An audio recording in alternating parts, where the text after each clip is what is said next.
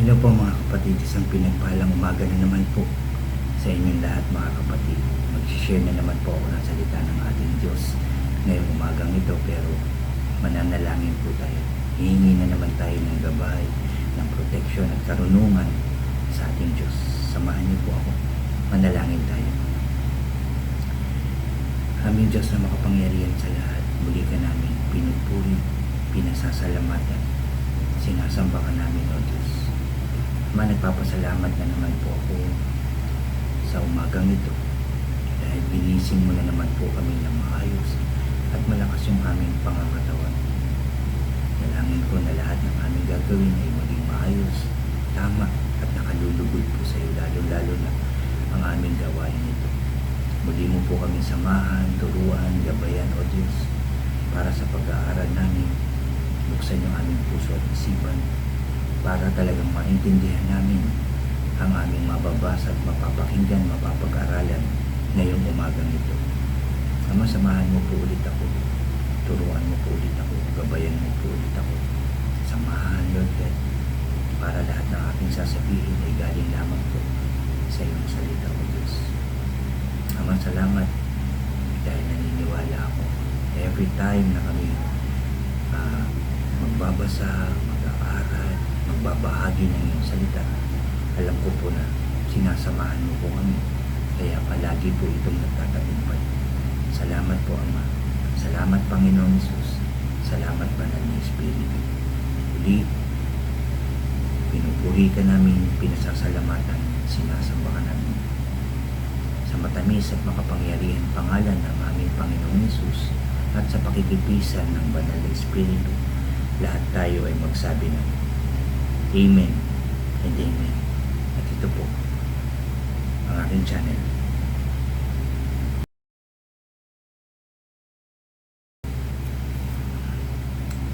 Muli po mga kapatid, isang pinagpalang umaga po sa inyong lahat mga kapatid. Bago po ako ulit mag-umpisa ng aking sharing na yung umagang ito, anyayahan ko lang po yung mga bago dyan sa aking channel na ngayon lang nakapanood nito.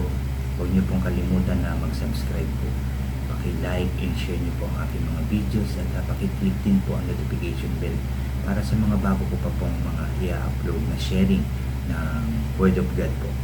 Salamat mga kapatid. Salamat po. Mga kapatid, nandito pa rin tayo sa Mateo chapter 26. Ito na po yung last part ko dito sa Mateo 26. Ano po?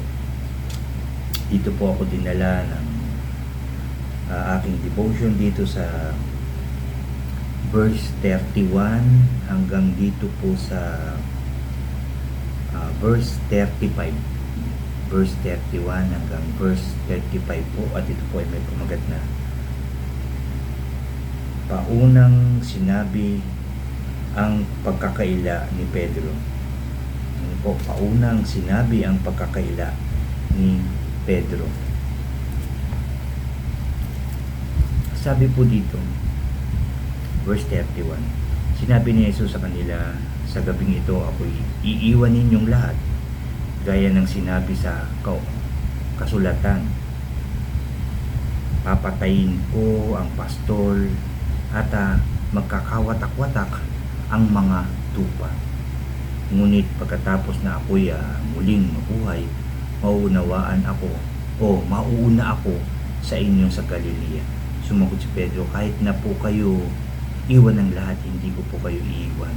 Sumagot si Jesus, tandaan mo, sa gabing ring ito, bago tumilaok ang manok, 3 beses mo akong ikakaila. Ngunit sinabi ni Pedro, kahit na ako'y patayin kasama ninyo, hindi ko kayo ikakaila.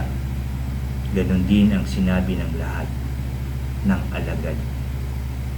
Alam naman natin mga kapatid, no? Popular, kilala, alam ang word na to, ang salita ng Diyos na ito patungkol sa pagkakaila ni Pedro, at alam na alam nyo ang nangyari patungkol dito sa pagkakailang ito. Nagkatotoo ito. Pinagkaila ni Pedro ang ating Panginoong Jesus at 3 beses na, at pagkatapos nun tumilaok ang manok. Sa kanya naalala ito mga kapatid. Matagal niyang kasama ang ating Panginoong Hesus. Itong si Pedro, no? Matagal niyang kasama, nakita niya yung mga kamangha-manghang ginawa ng ating Panginoong Hesus, yung mga himalang ginawa ng Panginoong Hesus. Nasaksihan niya to, nakita niya to, naroon siya, kasama siya, mga kapatid. Sa lahat ng lakad, pinuntahan, pagbabahagi ng Word of God, salita ng Diyos, di ba po? Yung mga himala nga po, mga kamangha-manghang ginawa, yung pagpapakain ng libo-libo, yung pagpapagaling sa mga may sakit at karamdaman, anumang klase ito, pinagaling ng ating Panginoong Hesus. Nakita nila, nakita ito ni Pedro, mga kapatid. Yung pag-alis sa mga masasamang espiritu, no, yung mga sinapian, nakita rin ito ni Pedro. Nakita nila ito. Yung pagbuhay kay Lazarus, sa kaibigan ng ating Panginoong Hesus, nasaksihan din nila, nakita nila, naroon sila. Ano po, sigurado namangha sila sa ginawa ng ating Panginoong Hesus, at napakarami pang mga ginawa ng Panginoong Hesus na nakita ni Pedro mismo. Ano po, marami tayong nabasa, yung paglakad, di ba, sa tubig, maraming nasaksihan itong si Pedro. Pero dito nga po sa ating pinag-aaralan ngayon dito sa chapter 26, ano nga po, verse 31 hanggang 35, dito yung tungkol sa pagkakaila, na hindi raw magagawa ito ni Pedro kahit iwan siya ng lahat, pero siya hindi. Yung pagkakaila, kahit na raw patayin siya kasama ng Panginoong Hesus, sinabi niya ito, lumabas ito mismo sa kanyang bibig. Ano po, at yun din ang sinabi ng maraming nandun. Ano po, sabi dito, kahit na ako'y patayin kasama ninyo, hindi ko kayo ikakaila. Ganon din ang sinabi ng lahat ng alagad, hindi nila ipagkakaila ang Panginoong Hesus. Siyempre, pag tinanong ka, ikaw, kailan mo ikinaila ang Panginoong Hesus? Maaaring ang sagot natin, hindi, never.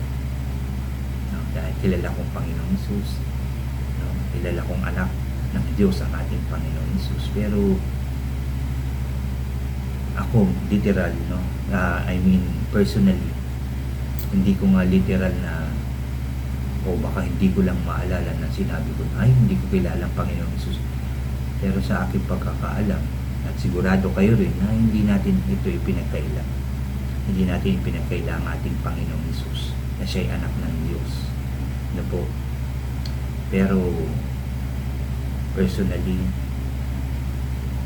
napagkaila ko ang ating Panginoong Hesus dahil sa mga gawang kasalanan, sa mga kasalanang nagawa, mga maling nasasabi, nakikilos, lalo na bilang mananampalataya, bilang tumanggap sa Panginoong Hesus. Kapag tayo ay nakagawa ng kasalanan, ipinagkakaila natin, nakilala natin ang Panginoong Hesus. Dahil tumanggap ka na sa Panginoong Hesus, nakilala na natin siya, nalaman na natin yung gospel, ano po, at nakapagsisimba tayo, nakakapagbasa tayo ng Biblia, nakakarinig tayo ng maraming Word of God, ano po. Tapos bigla ka makakagawa ng kasalanan, ibig sabihin, ikinaila natin. Bakit mo ginawa? Samantalang inutos ng Panginoong Hesus na tayo magmamahalan, na tayo magpatawad, na tayo magpakumbaba, pero hindi natin nagawa. Hindi, kinakaila mo siya. Natutunan mo ba yung salita ng Panginoong Hesus? Hindi. Kasi hindi mo nga natupad. Ano po? Aminin man natin at hindi. Pero yun po ang katotohanan. Ipinagkakaila natin. Minsan may mga Kristiyano rin na Kristiyano lang pagka magkakaharap. Pero pagdating sa labas, tinatago na, ikinakaila na yung kanilang pagiging Kristiyano. Sino ba ang kinakaila nila? Di ba yung pagiging Kristiyano? Ang ating Panginoong Hesus. Di ba po? Ang ating Panginoong Hesukristo ang ating ikinaiila. Di ba po? Kinahihiya natin kuminsan na magdala ng Bible. Baka malaman nila na ako'y Kristiyano, na ako'y born again Christian. Ano po? kinakaila din natin ang ating Panginoong Hesus. Yan po yung katotohanan. Ano po? Kaya bilang mananampalataya, bilang ipinanganak ka ng muli sa pamamagitan ng tubig, ng banal na Espiritu, ano po? Tayo ay Kristiyano na. Hindi na natin dapat ito ipinagkakaila. Ano po? Ilantad na natin, pakita natin na tayo Kristiyano, na tayo binago na ng ating Diyos. Tayo ay nakakilala na ng lubusan sa ating Diyos. Tayo tumanggap na sa ating Panginoong Hesus. At tayo ay napatawad na sa ating mga kasalanan sa pamamagitan ng Panginoong Hesus. Hindi na dapat natin ito itinatago o sinisikreto o ipinagkakaila, mga kapatid. Hindi naman tayo secret agent. No po? Hindi tayo secret agent ng ating Panginoong Hesus na kapag mga Kristiyano to, lalabas ko, Kristiyano rin ako. Pero pag hindi mga Kristiyano, tatago ko muna. Baka malaman nila na ako'y Kristiyano. Ano po, lantaran, mga kapatid. Pakita mo. Walang perpektong Kristiyano. Lahat tayo nagkakamali. Yun nga lang ang kagandahan. Kaagad tayo humihingi ng kapatawaran sa ating Diyos. Pinipilit na natin na wag nang magkamali. Ano po, wag nang magkasala sa ating Diyos. Yun yung pagiging Kristiyano. Gusto na natin maging tama, maayos, at nakalulugod sa Diyos yung ating mga gagawin, even yung ating mga iisipin, paplanuin sa buhay. Gusto natin maging maayos at ayon sa kalooban ng ating Diyos. Ganyan na tayo, mga kapatid. Ipakita na natin ito sa mga tao para malaman nila na tayo ay Kristiyano. Tayo ay mga tagasunod ng Panginoong Hesus. Tayo ay mga nagbabahagi ng Word of God para malaman nila. Kasi darating din ang time na may magtatanong sa atin. May lalapit sa atin. Pwede mo ba akong ipag-pray? Di ba po? Pwede mo ba akong sharean ng Word of God? Ganyan. Di ba po, masarap yun sa feeling na masabihan tayo ng gano'n. At syempre sa tulong ng ating Diyos, sa tulong ng banal na Espiritu na binigay sa atin, hihingi tayo kagad ng tulong para turuan tayo sa dapat natin ipanalangin, turuan tayo ng banal na Espiritu dun sa tamang Word of God na ibibigay natin dun sa mga taong nangangailangan ng salita ng ating Diyos, mga kapatid. Yan po yung dapat natin gawin at yan yung pinapaalala sa atin. Ulitin ko lang, si Pedro nga matagal na kasama pero nanguna yung takot sa kanya, yung kaba, sabihin natin yung nervyos, kaya napagkaila niya ang ating Panginoong Hesus. Pero matapang niya sinabi na hindi, pero nagawa niya ito, nangyari ito na ipagkaila niya. Hindi mawawala yung takot talaga. Lahat tayo kinakabahan, lahat tayo nag-aalala, lahat tayo sabihin na natin nininervyos, lahat tayo natatakot. Pero yun nga, ang tinuturo sa atin, kaagad na manalangin, kaagad na humingi ng lakas ng loob. Hingin natin na samahan tayo ng ating banal na Espiritu, turuan, gabayan, proteksyonan, patapangin sa pangalan ng Panginoong Hesus para magawa natin ang lahat ng maayos at tama, mga kapatid. At tignan mo, magagawa natin yan. At pupurihin mo ang Diyos dahil sa ginawa niya, na napagtagumpayan natin yung mga kinatatakutan natin. Ano po? Bibigyan niya tayo ng lakas ng loob at tapang, mga kapatid. Magtiwala lang tayo sa ating Diyos. Magagawa natin ito. Kasi every time na pinanghihinaan tayo ng loob, dasal kagad, lapit kagad sa Diyos. Hingi ng tulong, ng lakas ng loob, ng guidance, ng protection, mga kapatid. At magagawa natin ito. Siguradong hindi na tayo pababayaan. Ano po, mga kapatid? Ulitin ko lang. Yan po yung ating aking sharing, pag-aaral natin ngayong umagang ito, na huwag natin pabayaan mauna o pagharian tayo ng takot sa ating buhay. May Diyos na tutulong sa atin, may Diyos na naghihintay na tayo ay lumapit sa Kanya. Merong Panginoong Hesus na tagapamagitan natin sa Ama, kaya pwede na tayong lumapit sa Kanya. At merong Holy Spirit na magtuturo, maggagabay sa atin. Kaya huwag na tayong matakot. Lakasan natin palagi ang ating loob. Mga kapatid, ulitin ko, walang perpektong mananampalataya o Kristiyano. Ano po? Basta magtiwala tayo sa Diyos. Hingi ng tulong. Lapit ka agad tayo sa ating Diyos. At hindi niya tayo pababayaan. At hindi niya tayo iiwanan. Nandito yan sa Kanyang salita, mga kapatid. Magtiwala lang tayo sa Kanya. Patuloy na manalangin at magtiwala sa ating Diyos. At ang kahilingan natin ay Kanyang ipagkakaloob. Mapagmahal ang ating Diyos. Mapagpatawad ang ating Diyos. Lagi lang siya nandyan. Tawagin lang natin. Lumapit lang tayo sa Kanya. Makikinig siya at tutugunin niya tayo. Siyempre sa pangalan ng ating Panginoong Hesus. Salamat sa salita ng ating Diyos na ating napakinggan na naman, mga kapatid. Excuse po. Marami tayong natutunan. Pinalalakas na naman ng Diyos ang ating loob. Dinadagdagan niya yung ating pananampalataya sa tuwing tayo mag-aaral, magbabasa at makikinig ng Kanyang salita. Dinadagdagan niya ng dinadagdagan ang ating pananampalataya sa Kanya. Kaya patuloy tayo magbasa ng Word of God, mga kapatid. Marami pang gustong sabihin ng ating Diyos. Kaya magpatuloy lang tayo mag-aaral, magbasa at makinig ng salita ng ating Diyos. At dahan-dahan, magiging maayos din ang lahat. Ating buhay, ang ating kinabubuhay. Nagiging maayos din ang lahat. Ang kalalagayan natin, ng pamilya, ng bansa natin, at ng buong mundo. Magpatuloy lang tayo manalangin. Huwag tayong magsasawa. Huwag tayong titigil. Ano man yung makaharap natin sa buhay. Maging matapang tayo.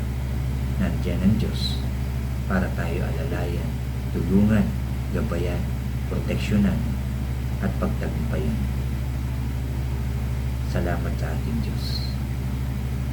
Mga kapatid, muli tayong mananalangin. Pagpapasalamat natin ng umagang ito na muli tayong kinausap ng ating Diyos. Pagpapasalamat natin.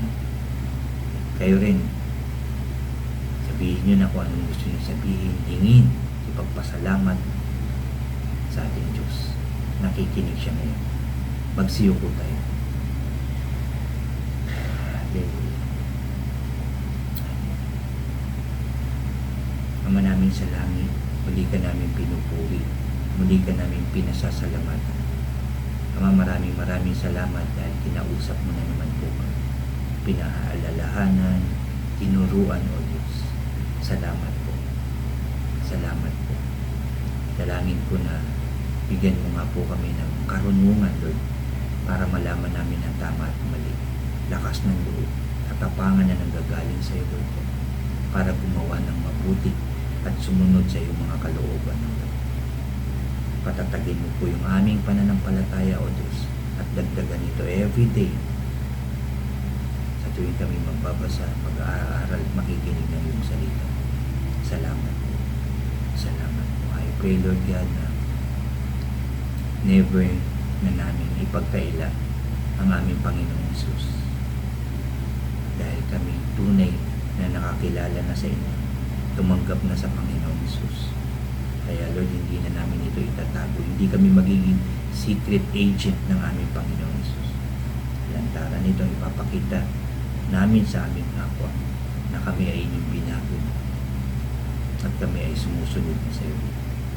Sa inyong tulong, sa inyong kapangyarihan, at sa pangunguna ng Banal na Espiritu, magtatagumpay po kami sa pangalan ng Panginoong Hesus. Salamat po. Salamat po. Ama, dalangin ko rin na huwag mo pong pababayaan ang patuloy ng mga taong nakikinig ng iyong salita, sumusunod sa iyong salita.